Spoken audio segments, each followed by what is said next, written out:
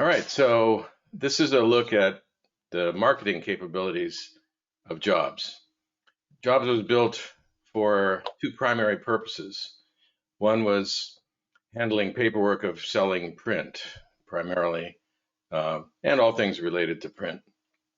Everything from folding cartons, corrugated, flexible packaging for food, and basically anything that goes on a press, and custom manufacturing. So it handles the paperwork, the specifications, the proposals, the order entries, and everything in between, the billing, you name it, sales reporting based on all those things.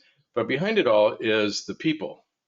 So there is a database in JOBZ of people. Now, we call that address. So here's your manager home screen. If you're a sales rep, it looks similar. It's just that as a manager, you see the people who are in your sales region as well as your own.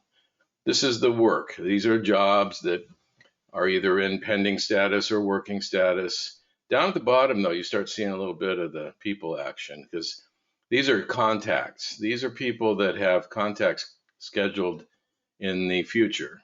And sometimes they'll go into the past, like this top contact here.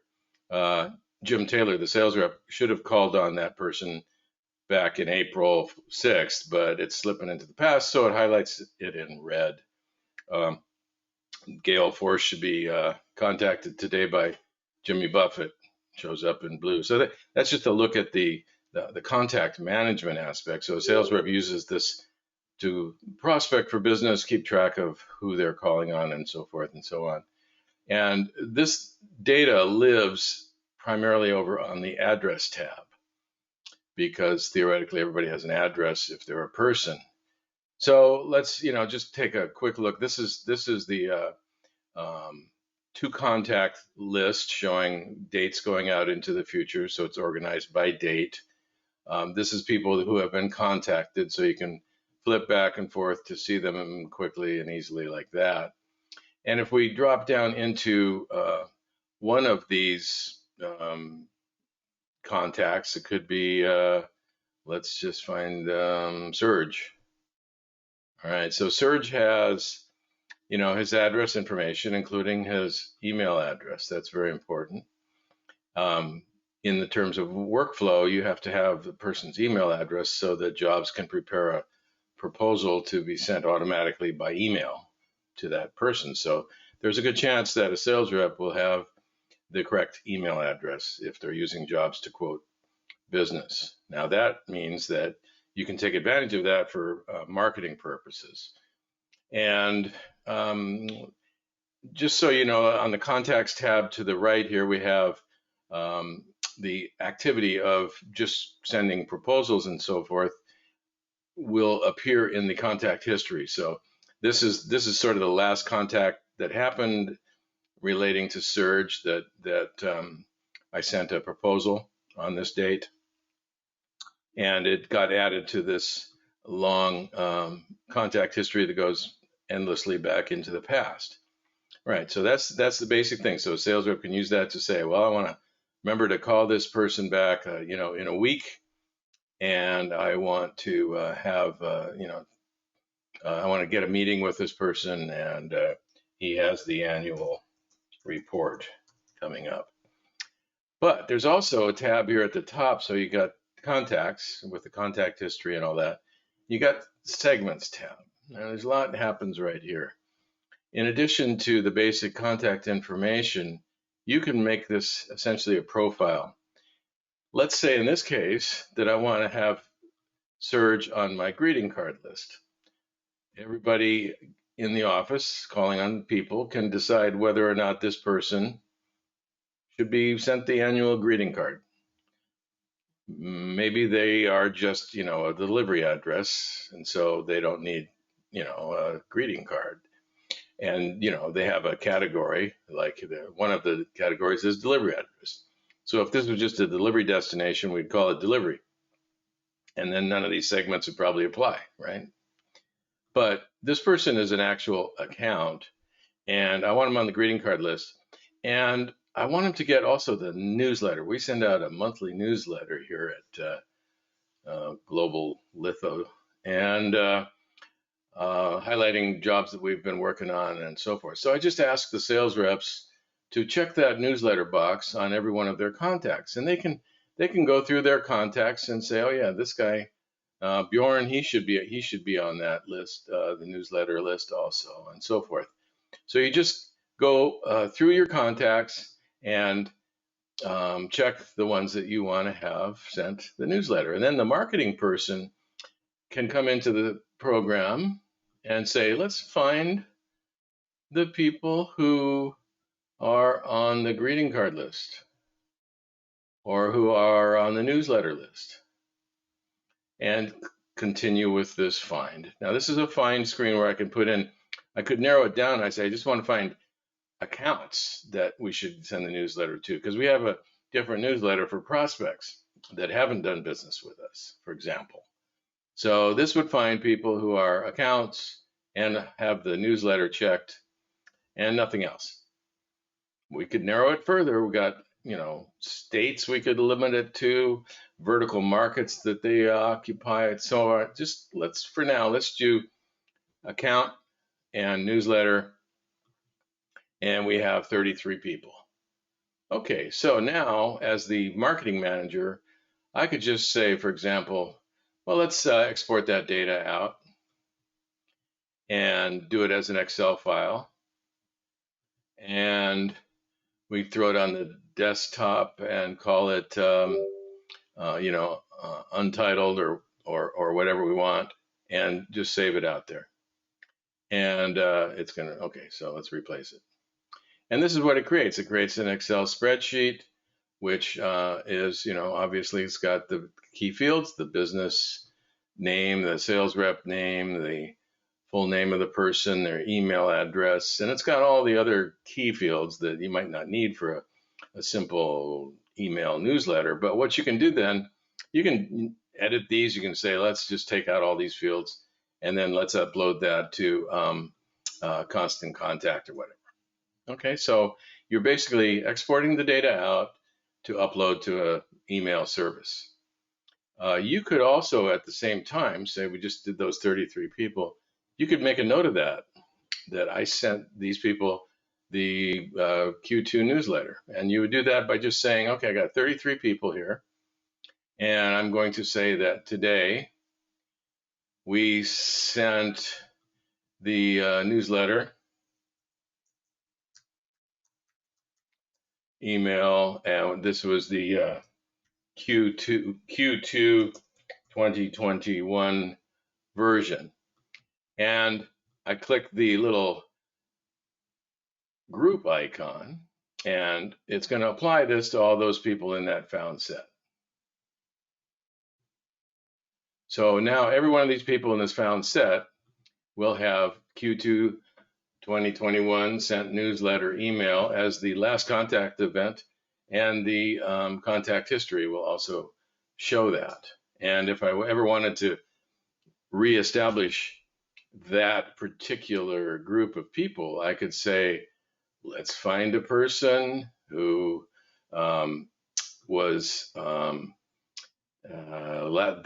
when they were contacted and what, and it was Q2 2021, and there's those 33 people reestablished as a found set who had that comment in their comment field, and so forth and so on. There's a few other things you can do. That's just the newsletter. Let's say that you want to do a contact action of some sort. Who knows? Maybe a sales call. And we want to find people who are, let's say, designers. Let's look for a title here. So the title field is really kind of only used internally to jobs. It doesn't appear on output documents. So if the guy calls himself, art director or, whatever, chief mashugana, head honcho, but he's the designer. You want to categorize him yourself as designer just to be, sort of consistent. That's fine. You can make up anything you want here. Now, let's say that we want designers who buy wide format work. These are the segments that we define for your company. You are in control of what these say. If you don't do brochures and building wraps, you don't have to have them on the list in your installation of jobs. This is just the sort of the default list. And let's see, so designers that do wide format work. That's a good cross section of the demographics here. Continue. And I got 36 of those. So, all right, I'm thinking about doing a campaign. I just want to print a list of these. I'm going to go to the output menu and print a list showing these are designers, wide format designers. And here's my list, separated by company name, showing the contact information. Just a hard copy. It's kind of nice sometimes to have a hard copy of a list and not just existing in electronic form. And then I could make a PDF, or I could print that out and I could take it into my marketing manager and so forth and so on. But that's the idea, is that you have the ability to find people by all kinds of categories, and they're divided into why and when and who, and you can form multiple find requests. This is a little bit of an advanced thing to get into, but if you say you want to find people who are in California, but you also want to find people that are in Oregon, so you do another find request and you say Oregon. And each of these find requests can have multiple criteria. Again, you could have just designers in Oregon and wide format designers in California. Multiple criteria and multiple requests.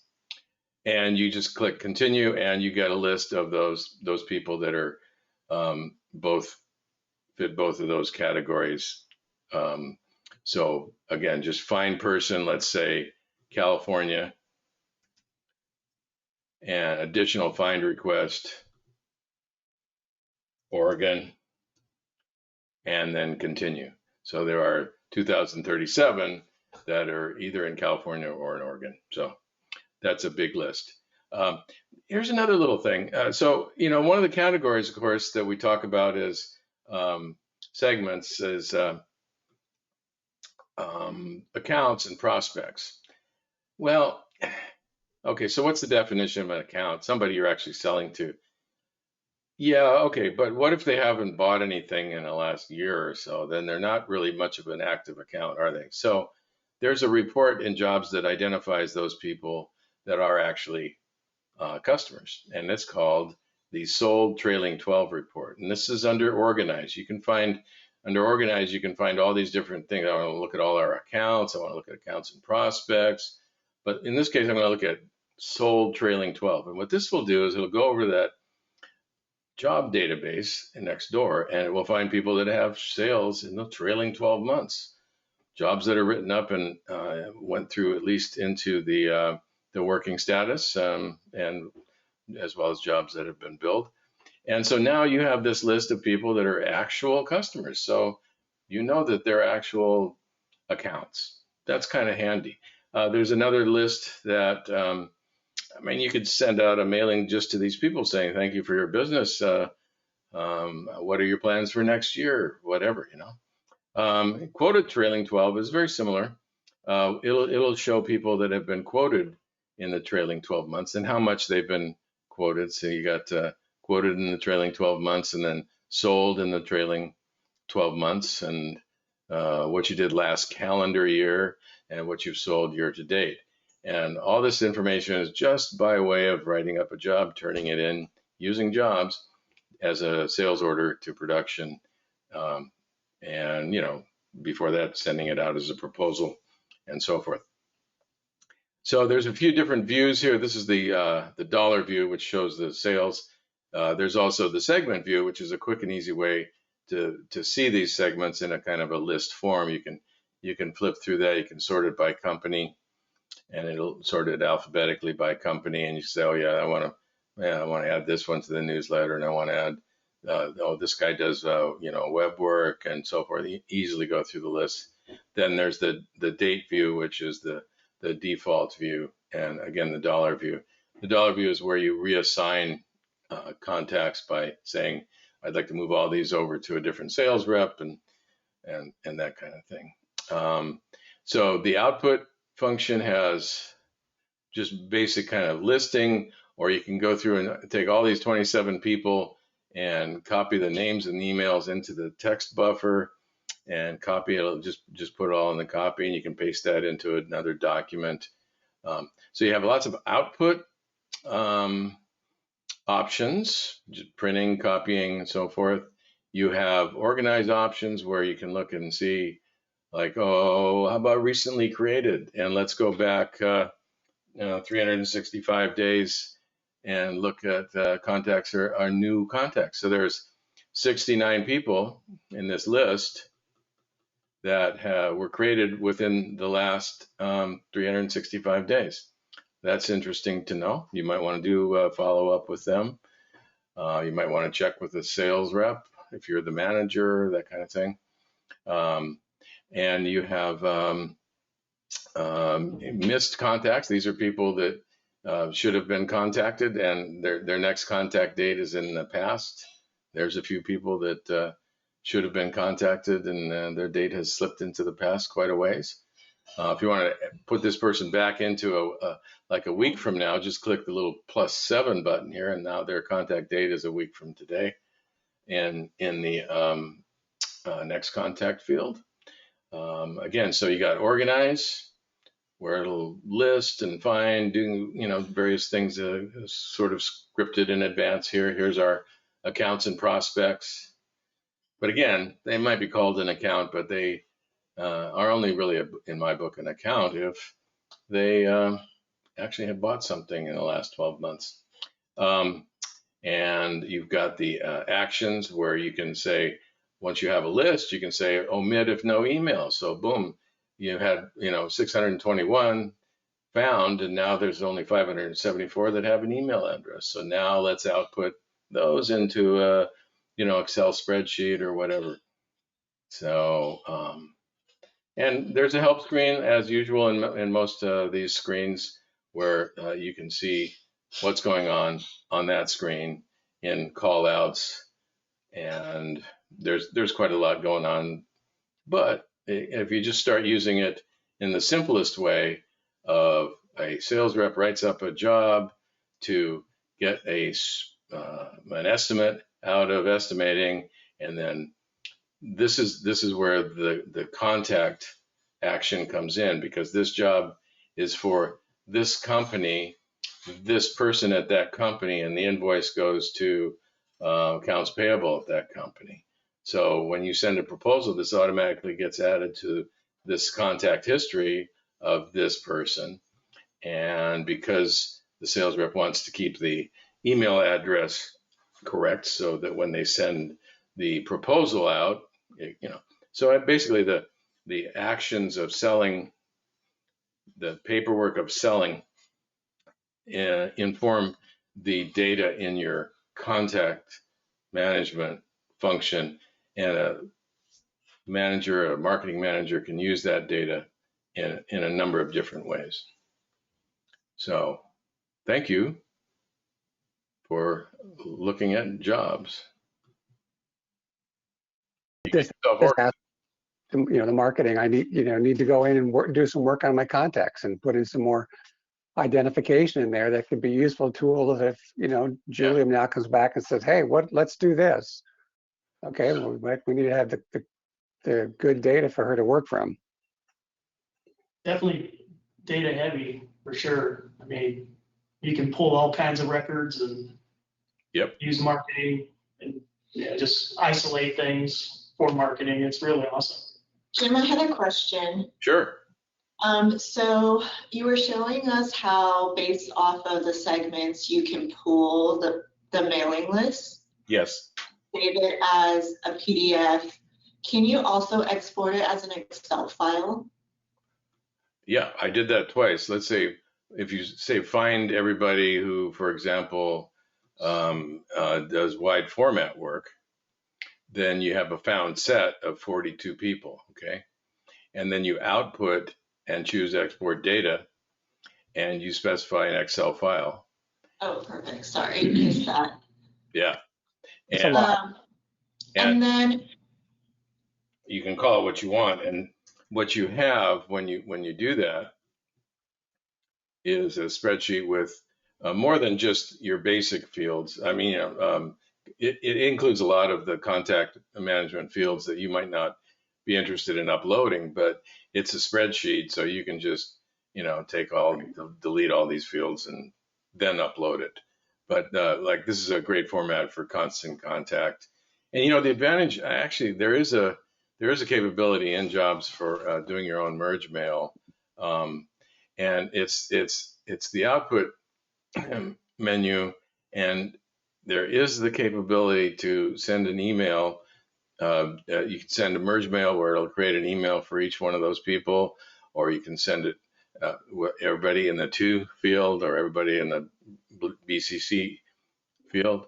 You just put a text in here and then click send. Now, the advantage to having constant contact or a company like that handle it is really to protect you from people getting angry about spam. Those companies have really good procedures for removing people who object to receiving the email. So I kind of recommend, unless this is more for a smaller operation, really. I use this, where I'm confident that I can keep track of people that say, "Oh, please unsubscribe me." Well, so that's what I'm saying is if you just use the export function, then it might be better. got it. That was going to be my follow-up question.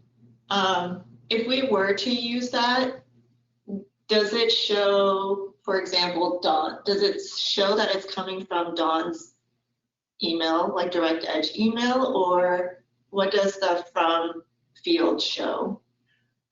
Well, if you use Jobs, it would use the individual who's sending out, whose email program is being used.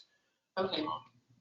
And if you're using constant contact, well, then it's in whatever the setup is for constant contact. But in this case, if I create an email using the merge mail, it's coming from me. All right. Okay. There are some things that you can do with the output menu. If we look at the output menu, there's also some. So I showed you a couple of the reports that just basically list all these things, and there's a whole bunch of different ones. And then on the merge mail, you've got letters and postcards, so you can send an informal letter in merge mail format. And you can, I used to print out specifications and stick them into a printing sample and drop that by my customer's office. And you can do that kind of thing, or you can do a mailing and actually print a letter. Because of these 40, that's hello and regards and account exec. And let's just take some text here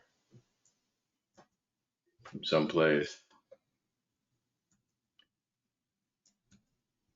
All right. And this is just something I copied off the web, but you can use the memos database to create it. And then you say informal letter. And what you get is a series of pages, each of which is signed by the account exec who owns that contact, right? And you could just do your own printing and mailing. The other thing you can do is I guess you guys are a printing company, aren't you? So you can do a merge mail from that Excel spreadsheet also and do a really nice print job instead of just a simple letter like this. using that Excel spreadsheet. And again, you use jobs to track the fact that you did that, because we showed you how that data that you did, that you sent the newsletter email, is a part of this person's history forever. And you can always find that. You can also create segments as you need to. And let's just show you real quick. If you have management access, you'll notice that the word segments is underlined. What that does is it takes you to a screen that only managers can get to, where you can do things like change the category. You edit the list of choices that drop down from this screen here. So you say, oh, we need a new category for a person. So you can add it to this list. You can change your verticals. You just choose edit at the bottom of the list here. And like I have verticals for people that are in IT, print management, print sales, and so forth. So I can find and sort and do things with those people. You can have your own people on this list. As long as you have management access, you can come in here and change all the drop downs and so forth. Yeah. Further questions?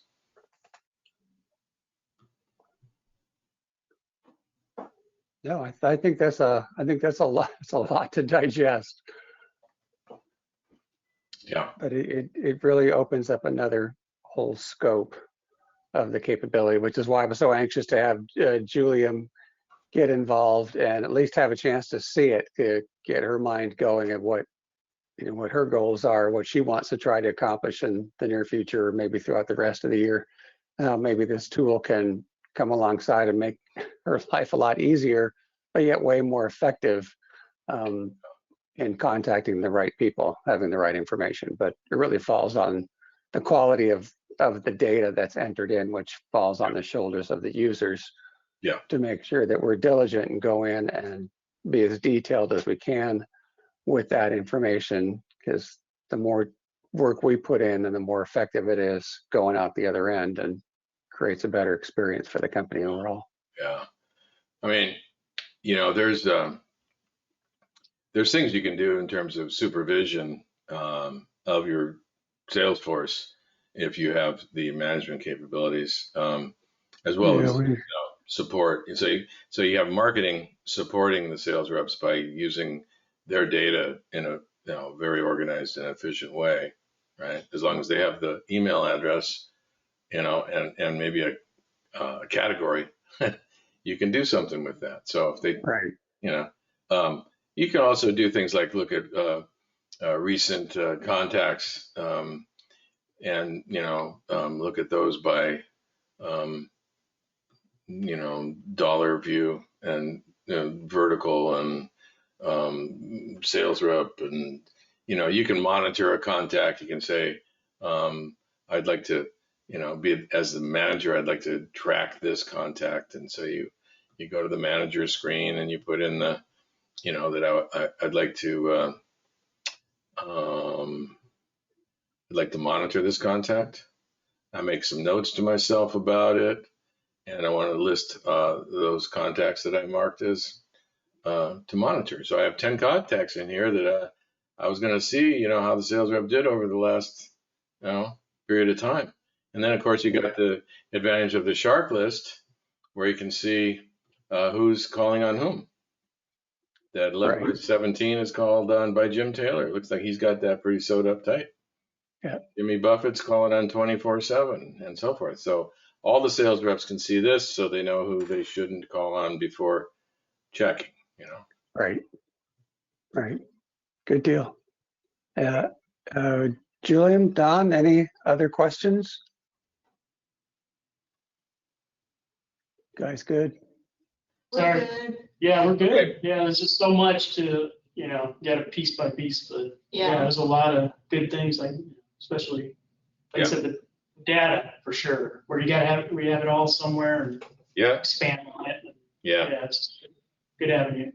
Yeah, my experience with working with Jim is, I've called him on the phone before, and I'm trying to do this. He's like, well, do you have jobs open? And he literally walked me through the function, and then of course there's always the bonus stuff that he throws in. Hey, you can do this and you can do that. So, Yeah. one of the reasons why, I wanted to go this direction with jobs was not only because it's written for us, and so much of the data is already in there that we don't have to populate from ground zero, but because Jim's accessibility has been really good through the process. So, I encourage you both, if you run into a roadblock, just reach out to Jim, because he's willing to help all the time. This is all I do.